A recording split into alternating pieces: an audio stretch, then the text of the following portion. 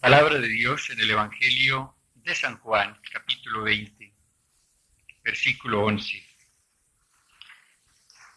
Estaba María llorando fuera junto al sepulcro, y mientras lloraba se inclinó hacia el sepulcro, y ve dos ángeles de blanco sentados, uno a la cabecera y otro a los pies de donde había estado el cuerpo de Jesús. Dícenle ellos: Mujer, ¿por qué lloras? Ella le responde: Porque se han llevado a mi Señor y no sé dónde le han puesto. Dicho esto, se volvió y vio que Jesús estaba allí, pero no sabía que era Jesús. Le dice Jesús: Mujer, ¿por qué lloras? ¿A quién buscas? Ella, pensando que era el encargado del huerto, le dice: Señor, si tú le has llevado, dime dónde le has puesto y yo me lo llevaré. Jesús le dice: María. Ella le reconoce y le dice en hebreo: Rabuní, que quiere decir maestro. Dícele Jesús: Déjame, que todavía no he subido al Padre. Vete donde los hermanos y diles: Subo a mi Padre y vuestro Padre, a mi Dios y vuestro Dios. Fue María Magdalena y dijo a los discípulos: He visto al Señor, y que le había dicho estas palabras. Cuando uno lee este pasaje del Santo Evangelio, se pregunta cómo es posible que María Magdalena, que conocía tanto a Jesús, que había hablado tantas veces con él, que lo había acompañado hasta la cruz, lo encuentra el día de la resurrección, habla con él y no lo conoce, y lo confunde con el hortelano. Agnes Amford, una autora americana que ha escrito mucho sobre la renovación, en su librito sobre las 7 palabras, da esta explicación, que para mí es muy acertada. María Magdalena no reconoce a Cristo, a quien conocía y con quien habla, porque no estaba en ese momento buscando a Jesús resucitado, sino el cadáver de Jesús. La preocupación de María Magdalena en ese momento era encontrar el cadáver de Cristo para ungirlo. Habían tenido que realizar el sepelio de Cristo de una manera muy rápida, porque ya era de noche, el viernes, se acercaba el sábado. Ella y sus compañeras querían rendir ese homenaje póstumo tan importante entre los judíos al cadáver de Jesús. Y por eso la pregunta que ella le hace al hortelano es ese: ¿dónde lo han puesto? Ella no pregunta dónde está Jesús, ¿dónde han puesto su cadáver? Y claro está que si ella estaba buscando un cadáver, al encontrar a un vivo no podía creer que fuese Jesús. Necesariamente tenía que preguntarle a ese vivo que estaba hablando con ella dónde había puesto el cadáver que ella buscaba. Esta es nuestra historia hoy también. Estamos todavía buscando en la práctica a un Jesús que ha muerto, pero a quien no buscamos vivo. Creemos teóricamente sí en su resurrección, pero no estamos convencidos de que Él vive y que resucitado está en nosotros y está con. La semana pasada hice un retiro a las adoratrices. Ellas pasan su vida, esa es su misión, cerca del sagrario. Su gran misión en la iglesia es adorar el Santísimo Sacramento. Recuerdo que después de que hablamos de este tema, en una oración comunitaria, una de ellas le pidió al Señor esa gracia, que al acercarse al sagrario ellas verdaderamente creyesen en la presencia de un Jesús vivo y no se acercasen a honrar a un muerto. ¿Por qué hizo ella esa oración? Porque la posición de muchas personas, inclusive al acercarse al Santísimo, no es la de acercarse a un Jesús vivo, sino en realidad a un muerto. Juan Carlos Ortiz es un pastor protestante argentino. Él fue invitado al ECLA Quinto en Caracas. Allí hizo una conferencia bastante interesante sobre el crecimiento espiritual. Y una de las ideas que impresionó bastante fue esa. ¿Por qué la renovación está despertando tanta preocupación, inquietud, a veces susto en muchos medios católicos? Y dijo con cierto humorismo, el problema consiste en que el muerto se está moviendo y eso causa mucho susto. Estamos frente a un Jesús que sí se está moviendo porque ha resucitado. Estábamos muy tranquilos frente a un muerto. Cuando ahora se mueve, pues eso nos asusta.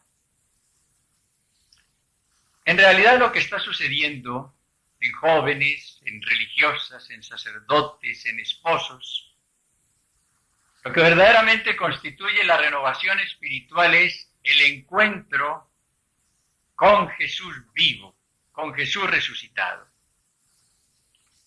Cuando la revista Fe de Sesón dedicó su número a la renovación espiritual carismática, puso como gran titular en su portada ese: vive, Jesús vive, y estamos felices con él.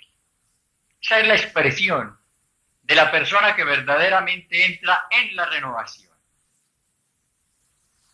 Tiene un encuentro personal, vivencial con Jesús resucitado y empieza a dar testimonio de que Jesús vive. Y esa realidad es la que constituye el gran cambio en la persona y lo que verdaderamente hace feliz a una persona.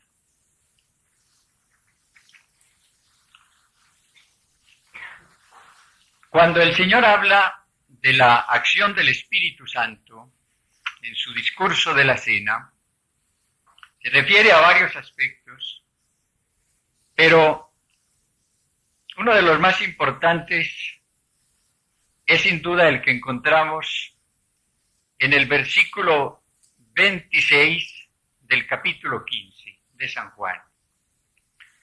Cuando venga el Paráclito, el Espíritu de la verdad que procede del Padre y que yo os enviaré de junto al Padre, Él dará testimonio de mí, también vosotros daréis testimonio.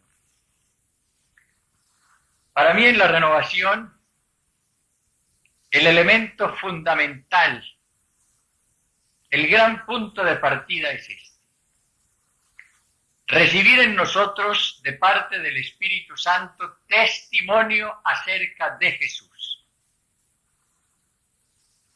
para después, con el poder que nos da el Espíritu, ser también nosotros testigos de Jesús. Él dará testimonio de mí y vosotros daréis testimonio. La gran necesidad que tiene la Iglesia es la de testigos. Tiene muchos maestros, pero no es suficiente el maestro. El mundo actual exige ante todo testimonios, exige la presencia de testigos. Si fuese suficiente la doctrina, el mundo estaría más que salvado, porque doctrina tenemos mucha, nunca habíamos tenido tanta. La renovación nos está poniendo claro frente a la doctrina. Él os enseñará todo, dice también Jesús. Él os llevará a la verdad plena. Pero la renovación nos pone después frente al otro elemento, el testimonio. Recibir nosotros testimonio de Jesús dado por el Espíritu para poder después ser testigos de Jesús, de un Jesús resucitado, de un Jesús vivo, de un Jesús salvador, de un Jesús Señor.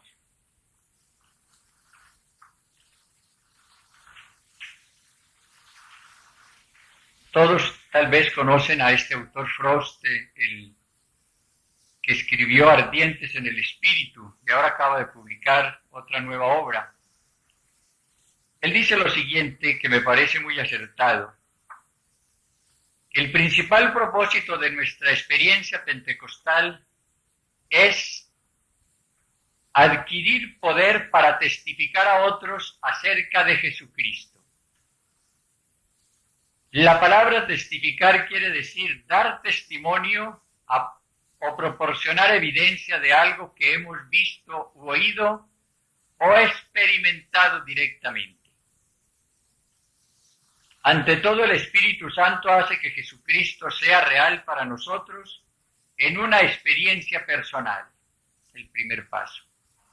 Luego Él nos capacita para proporcionar evidencia de nuestro Señor viviente a otros, manifestando su vida a través de nosotros en el pensamiento, la palabra y las obras. El fruto y los dones del Espíritu son los medios por los cuales otros ven y oyen a Cristo en nosotros. De esto podemos ver enseguida que la palabra testificar significa mucho más que repartir tratados o invitar a alguien a la iglesia, si bien en ocasiones estas dos actividades pueden ser involucradas.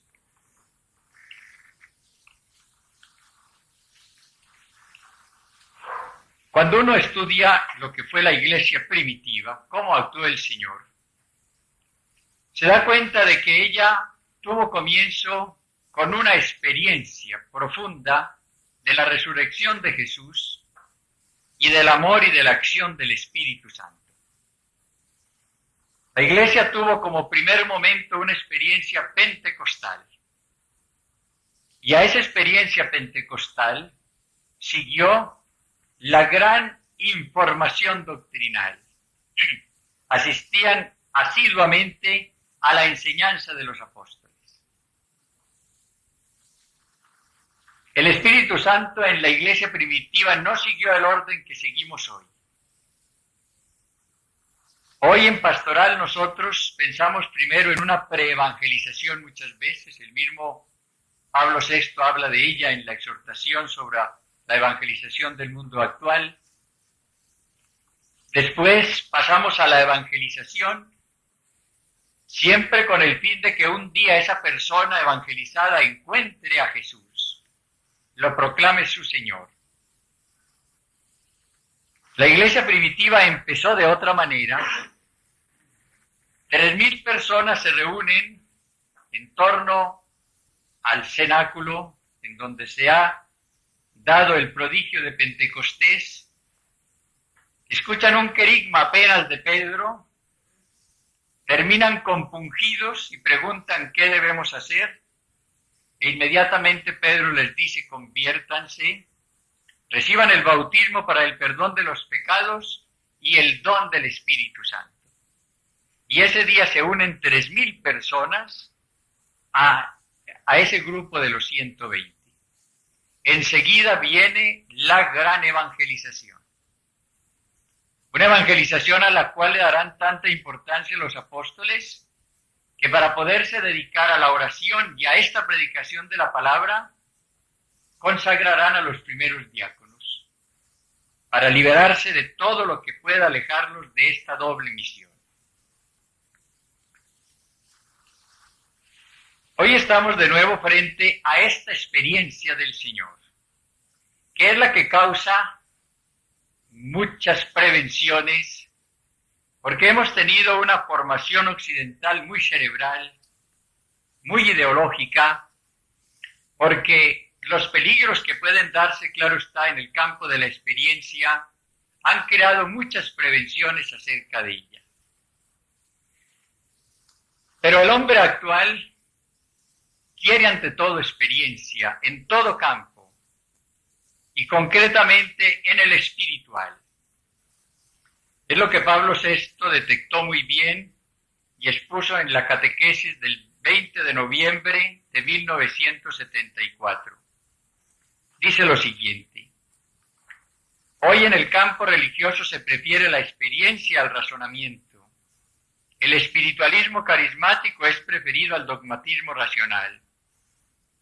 Y no seremos nos los que desvaloricemos este posible y admirable camino de recuperación de la verdad religiosa, con tal de que este camino sea auténtico.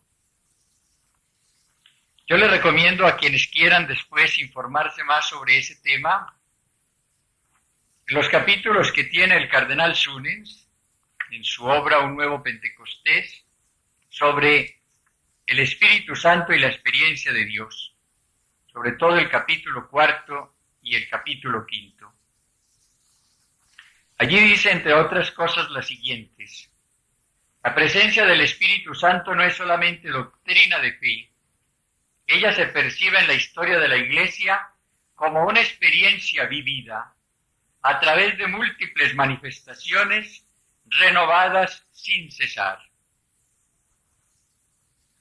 Confesémoslo, añade, nos es preciso un cierto coraje para romper con nuestras categorías cerebrales y propias de nuestro vocabulario, cada día más hermético, por no decir cada día más oscuro, y al hablar en el lenguaje sencillo y directo de la experiencia vivida. La enseñanza tiene su importancia, su puesto, pero de modo alguno es existencialmente prioritaria. Hoy nos encontramos en el pleno reinado de la experiencia, porque esta es la era de muchas experiencias y otras ideas por el estilo para terminar con esta. Los cristianos de la iglesia primitiva vivieron enseguida la experiencia del Espíritu, y con qué esplendor. Antes de definir dogma alguno sobre él, lo que sucedió 3 siglos después, para ellos recibir el Espíritu y experimentarlo fue todo uno.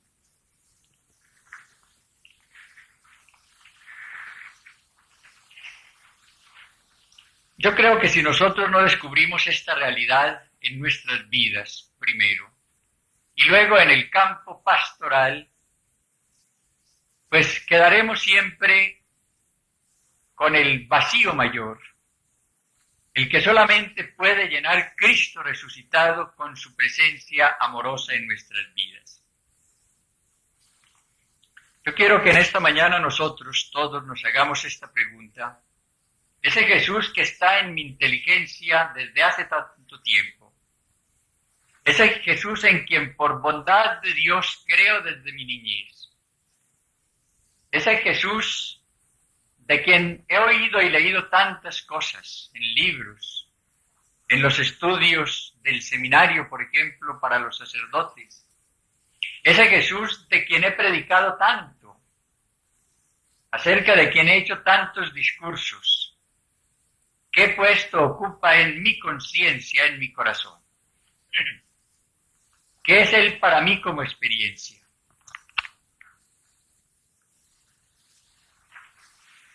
Y las personas a quienes yo hablo, las personas a quienes yo llevo un mensaje que llamo evangelización, ¿qué experiencia han adquirido de la resurrección de Jesús?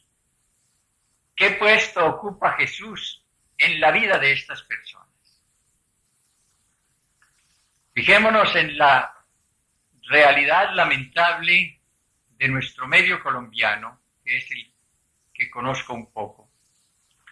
Aquí tenemos la enseñanza religiosa obligatoria. Los alumnos de todos estos colegios dirigidos por religiosas, por religiosos o por seglares, estudian mucha religión, 6 años de primaria y luego en los 6 años de secundaria. ¿Qué sucede con estos jóvenes cuando pasan a la universidad? Generalmente a los pocos meses están ya por lo menos interesados por el marxismo, y muchos dominados por el marxismo. Y los que no entran a la universidad están fríos respecto a la práctica religiosa. Con frecuencia dicen, ya me hicieron oír muchas misas, ya con esas tengo para el resto de la vida. Si hacemos una encuesta acerca de la juventud colombiana actual, encontraremos datos sumamente penosos, porque gran parte de ella está alejada del Señor. Si no ha perdido la fe, por lo menos está indiferente respecto a la vida cristiana. En general, digo. Esta gente oyó hablar mucho de Jesús, sin duda alguna, pero un Jesús que llegó únicamente como idea a la mente, que no bajó al corazón. No se tuvo la experiencia de su realidad de resucitado. Y entonces influye muy poco en su vida después este Jesús. Cuando hoy vemos como muchos jóvenes, en un retiro, en un grupo de oración, encuentran a Jesús resucitado, desde ese día empiezan ya a hablar de Él, a interesarse por Él. Esta semana, por ejemplo, uno de los jóvenes del Minuto de Dios habló en el programa del padre García Herreros. Él dio su testimonio personal, cómo él integraba con otros 16 muchachos una comunidad juvenil cristiana, tienen todo en común, pero la razón de esto era el que él había encontrado a Cristo en su vida, y cómo Cristo estaba cambiando su vida y estaba cambiando la vida de sus compañeros. Este muchacho que acaba de terminar su universidad, lleva 6 meses ya en el ejercicio de su profesión, es capaz de ir a una televisión y dar delante de toda Colombia testimonio de que Jesús vive, esas fueron sus palabras, de que Jesús sí ha resucitado, de que Jesús sí cambia las vidas, de que Jesús sí merece que uno le entregue su vida. Pero es un muchacho entre millares y millares que han salido de la universidad y que ahora están trabajando en la línea marxista o están preocupados únicamente por conseguir dinero con su profesión.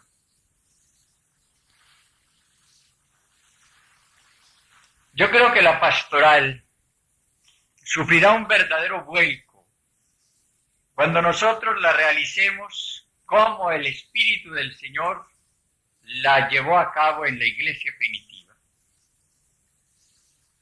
La pastoral de los primeros cristianos tuvo como punto de partida, no de llegada, sino de partida, el encuentro con Jesús resucitado. De este Jesús resucitado recibieron ellos la plenitud del Espíritu.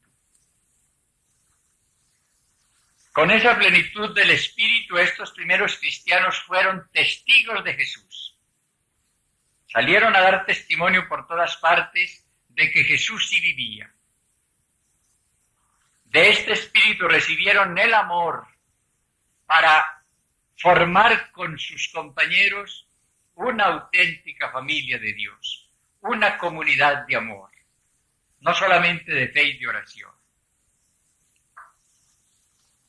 Yo creo que buscar el encuentro con el Señor como el punto final es una gran equivocación. La gente puede encontrar al Señor más pronto de lo que nos imaginamos. No somos nosotros quienes vamos a realizar esto, es el Espíritu del Señor, quien da testimonio de Jesús para que la persona pueda ser testigo de Jesús.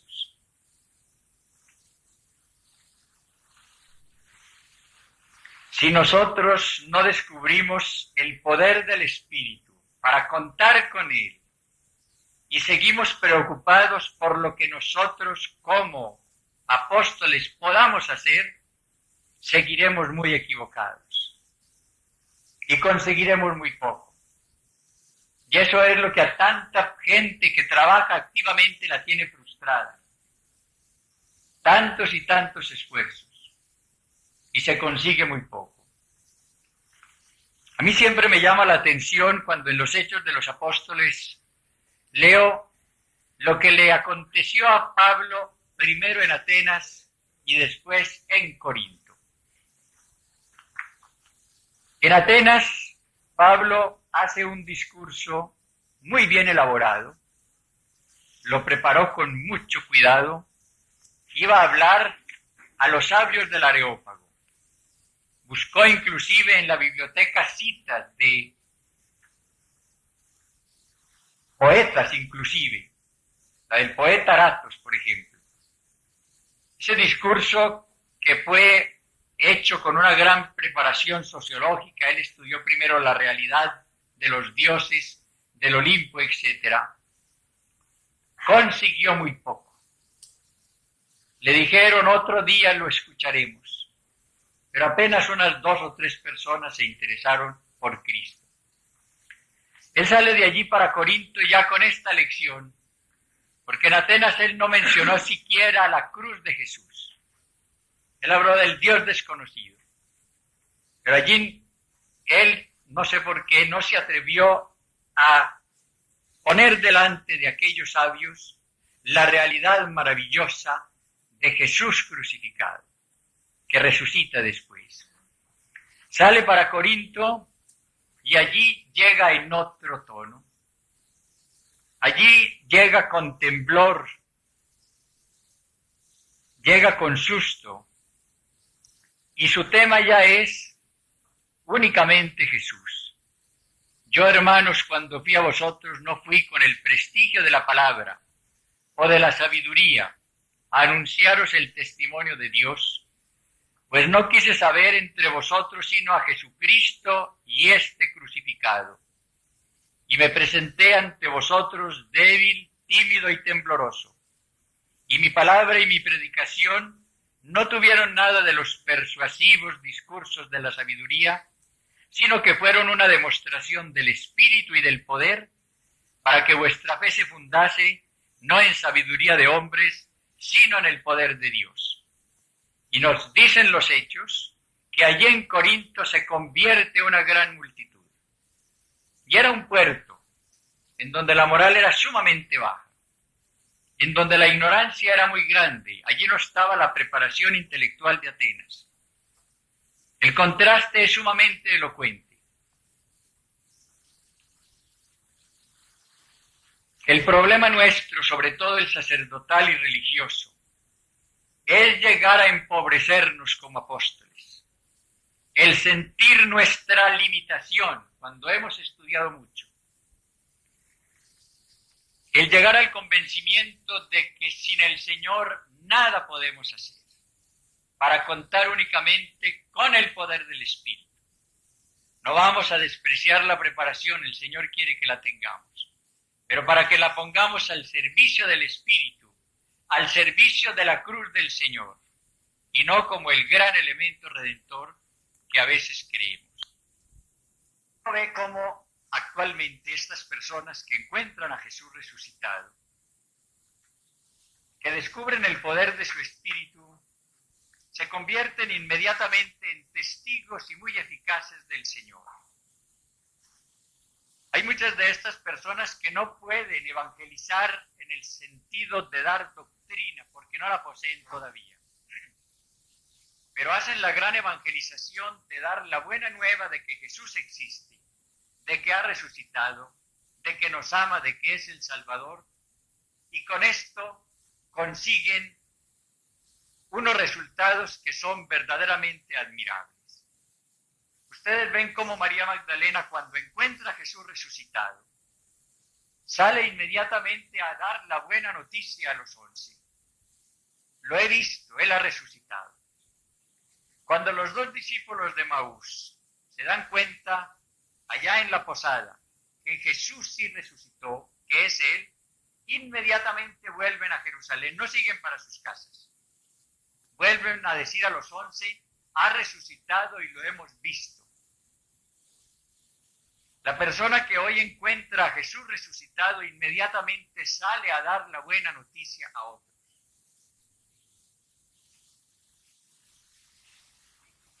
Uno ve en estos pueblos como gente muy sencilla, que no tiene ninguna preparación intelectual, cuando ha tenido este encuentro vivencial con el Señor, cuando ha tenido la experiencia de la resurrección de Jesús, sale a hablarle a los otros con una seguridad y convicción tal que los convierte. Yo decía ayer cómo aquí en La Ceja, por ejemplo, hay un obrero que hace un año pues estaba totalmente alejado del Señor. Él recibió de él primero una sanación corporal de su columna, pero a través de eso el Señor llegó a su corazón. Este hombre, cuando recibió su curación, pasó a la capilla que está cerca de su casa y se puso a llorar como un niño delante del sagrario. Este hombre continuó después asistiendo a los grupos de oración, asistió también a un seminario de vida en el Espíritu, y ahora es un apóstol del Señor, como tal vez hay muy pocos en La Ceja. Es rara la semana en la cual este obrero, porque él trabaja en construcción, no me lleva el lunes por la noche a uno o dos compañeros para que se confiesen, para que se reconcilien con el Señor. Los ha convencido a lo largo de la semana, después de que termina su trabajo. Yo me pregunto cuál sacerdote lleva 2 pecadores semanalmente al Señor. Este obrero lo está haciendo. Pero porque es un obrero que no tiene muchas ideas pastorales ni de doctrina inclusive, pero ha tenido la experiencia de Jesús resucitado. Lo lleva en su corazón y él siente necesidad de hablar de él por todas partes. Uno se encuentra con estos laicos o con estas religiosas o sacerdotes que verdaderamente tienen la experiencia de la resurrección, de la vivencia de Jesús. Y su tema siempre es el mismo, el Señor y lo que hace el Señor. Una señora de Cali, el año pasado, estaba en una reunión, hablaba continuamente de Jesús con gran alegría y nos contó cómo cuando ella iba a una fiesta social, porque acompañaba a su esposo, pues ella necesitaba poner en esa reunión el tema de Jesús. Y una de las compañeras le dijo un día, Perola, tú no puedes hablar de otra cosa. Y la señora le dijo, mira, el día que tú me pongas un tema más interesante que el de Jesús, lo cambio. Pero tienes que darme un tema más interesante que este. ¿Por qué nosotros hablamos tan poco de Jesús? Me refiero a los que hablemos poco. Porque Jesús es una idea. De hecho, es un muerto. Porque no está resucitado en nuestras vidas. Por eso nos entusiasmamos tan poco por él. No nos hagamos ilusiones ni busquemos disculpas. Yo quiero proponerles ahora en la reflexión personal, que es la importante verdaderamente, que ustedes se hagan primero esta pregunta que también me la haré. En nuestra vida común, con las personas con quienes convivimos, hablamos de Jesús y hablamos mucho de Jesús, o nos da pena hablar de él y solamente lo hacemos cuando estamos, por ejemplo, en un púlpito haciendo una exposición. Cuando las personas vienen a nosotros con problemas, después de estudiarlo, buscamos ante todo la solución en Jesús, en un Jesús presente, en cuyo amor creemos, en cuya presencia de resucitado verdaderamente creemos, o nunca hablamos del Señor. Me decía una religiosa que estuvo en un curso donde había personas muy preparadas, todas religiosas, que estaba hablando precisamente de renovación de vida religiosa, El gran vacío que encontró allí fue el de Cristo. Se hablaba de muchas cosas, de muchos métodos de la inserción en el mundo actual, todo eso, que Jesús no aparecía por ninguna parte. Esa es una realidad en muchos medios. Y si verdaderamente Jesús no es para nosotros el Jesús vivo, el resucitado, ¿qué nos va a importar en realidad en la vida y para la vida? ¿Y qué vamos a hablar después de él?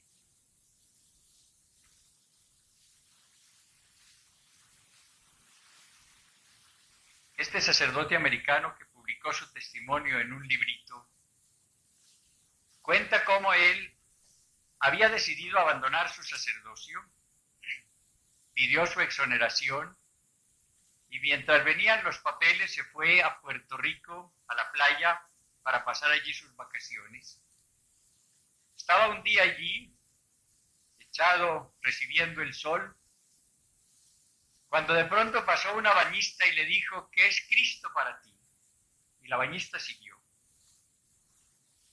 Este padre dice, fue como una puñalada esa pregunta para mí. Me dañó las vacaciones, dice. Ese día continué preocupado. Cuando regresé al hotel y llegué a mi cuarto, seguí bajo el peso de esa pregunta, ¿qué es Cristo para ti? Esa noche, dice, no pudo casi dormir, porque iba descubriendo que Cristo era prácticamente nada para él. Y era profesor de religión en un colegio de religiosas. Ese era su ministerio. Dar religión a las muchachas de secundaria. Y Cristo en realidad no era nada para él. Tenía muchas ideas de Cristo. Con esa pregunta que fue salvadora empezó su conversión.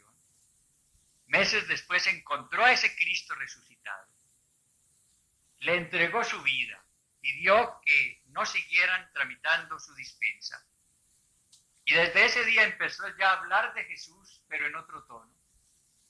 Ya estaba hablando de un Jesús resucitado a quien él había encontrado, que estaba en su vida, que verdaderamente vivía, de quien podía de veras hablar con convicción.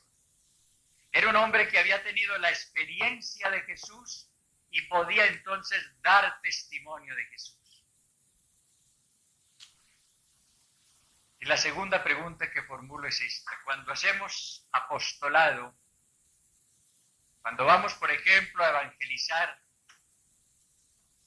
nos limitamos a exponer doctrina acerca del Señor y de su evangelio, o somos también testigos de Jesús. Hablamos de lo que hemos oído y leído, y hablamos también de lo que hemos experimentado, o nos quedamos en la primera etapa. Yo creo que la gracia que el Señor nos concede en todos estos retiros es precisamente esa.